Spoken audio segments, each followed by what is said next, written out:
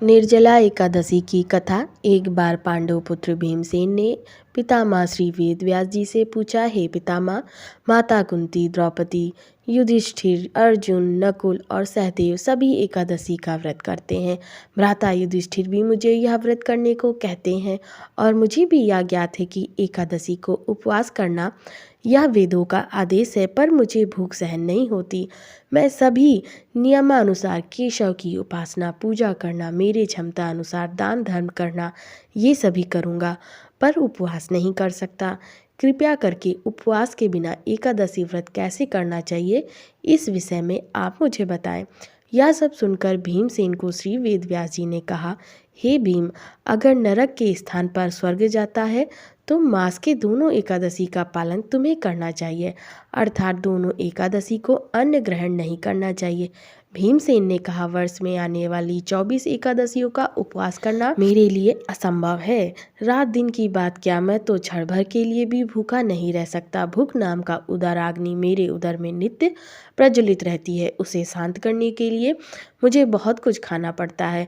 बहुत हुआ तो वर्ष में एक दिन मैं उपवास कर सकता हूँ। इसलिए आप मुझे योग्य ऐसे एक व्रत के बारे में बताइए जिससे मेरा जीवन मंगलमय बन जाए। श्री वेद व्यास जी ने कहा, हे राजन, अभी मैंने तुम्हें सभी वैदिक विधियां बताई, परंतु कलयुग में कोई भी उसका पालन नहीं करेगा। इसलिए बहुत ही ऊंचा और सर्वहितकारक श्रेष्ठ व्रत मैं तुम्हें बताता हूँ। यह व्रत सभी शास्त्रों का, पुराणों का सार है। जो कोई भी शुक्ल और कृष्ण पक्ष में आने वाली एकादशी का पालन करता है उसे नरक नहीं जाना पड़ता। वेदव्यास जी के कथन पर बलशाली भीमसेन भय से कांपते हुए पूछे, हे पितामह, अब मैं क्या करूं? मास के 2 दिन का उपवास करने में पूर्ण असमर्थ हूँ।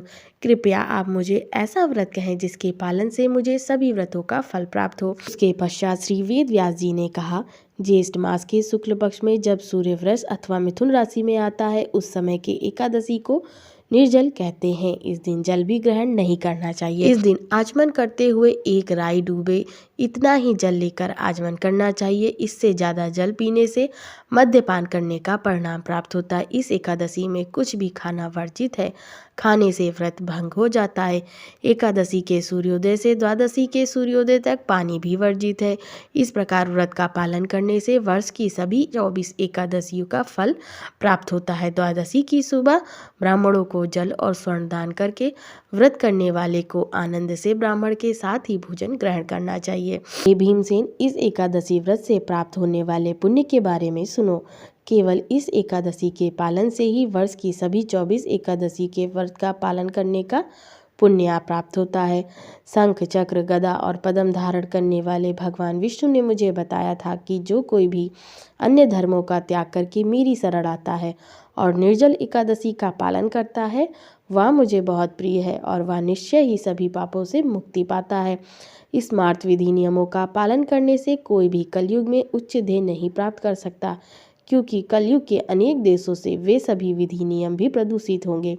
हे वायुपुत्र, किसी भी एकादशी में अन्न खाना त्याज्य है। साथ ही निर्जल एकादशी में पानी पीना भी वर्जित है। इस व्रत के पालन से सभी तीर्थ स्थान के यात्रा का फल मिलता है और मृत्यु के समय भयानक यमदूतों के स्थान पर विष्णु दूत उस व्यक्ति को वैकुंठ ले जाते हैं। इस एकादशी का पालन करके जो कोई भी गौदान करता है वह सभी पाप कर्मों से मुक्त हो जाता है।